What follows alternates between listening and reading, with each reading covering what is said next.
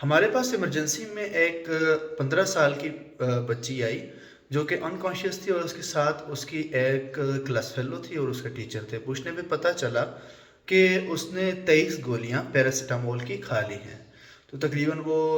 15 سے 16 gram paracetamol بن رہی تھی۔ تو ہم نے اس کو فوراً اس کا میدا واش، یعنی جس کو گیسٹرک لیواج کہتے ہیں، ود ایکٹیویٹڈ چارکول ہم نے کیا، اور میدا واش کرنے کے بعد ہم نے اس کو وارڈ میں شفٹ کیا۔ وارڈ میں اس کو جو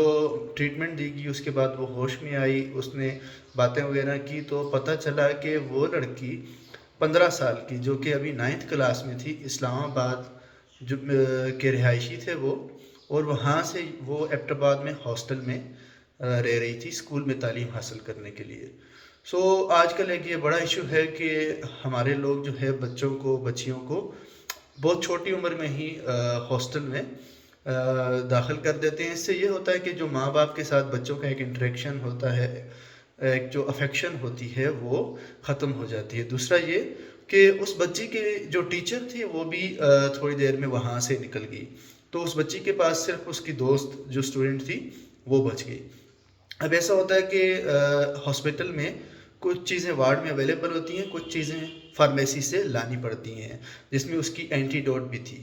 تو ہم نے جب وہ اینٹی ڈوٹ لکھ کے دی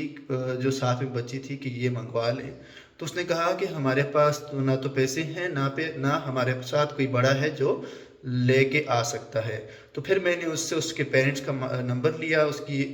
امی ابو کو کال کی،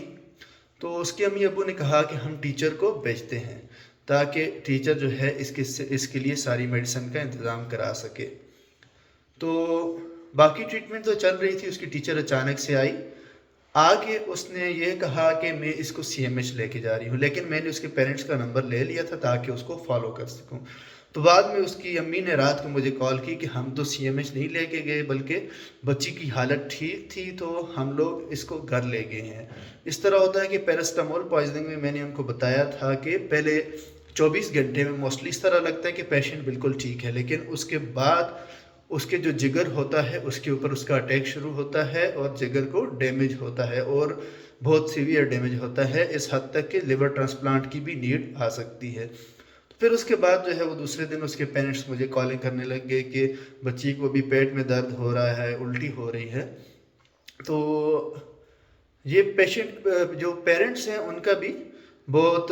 غیر ذمہ دارانہ رویہ ہے کہ اپنے بچوں کو، ایک تو آپ کو چاہیے کہ کم از کم میٹرک سے پہلے بچوں کو اور بچیوں کو ہاسٹلز میں نہ ڈالیں، بلکہ اپنے پاس رکھیں۔ اس طرح کم از کم یہ ہوگا کہ آپ کے بچوں کے ساتھ آپ کی افیکشن یہ مینٹین رہے گی۔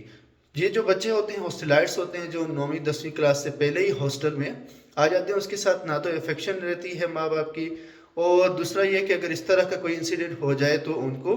کیئر دینے والا بھی کوئی نہیں ہوتا۔ اور اس سکول کا میں نام بھی نہیں لیتا ہوں، کیونکہ اس طرح میں ایک دو ٹیچرز کی وجہ سے جو ادارہ تھا اس کو میں بلیم نہیں کر سکتا۔ اور دوسری بات یہ ہے کہ ہمارے جو آج کل کی جنریشن ہے وہ بھی بہت جذباتی ہے، کیونکہ اس بچی کی ریگنگ ہوئی تھی، تو اس ریگنگ کو لے کے اس بچی نے جو پیراسیٹامول جو گولیاں اس کے پاس پڑی ہوئی تھی ساری کھا لی تھی۔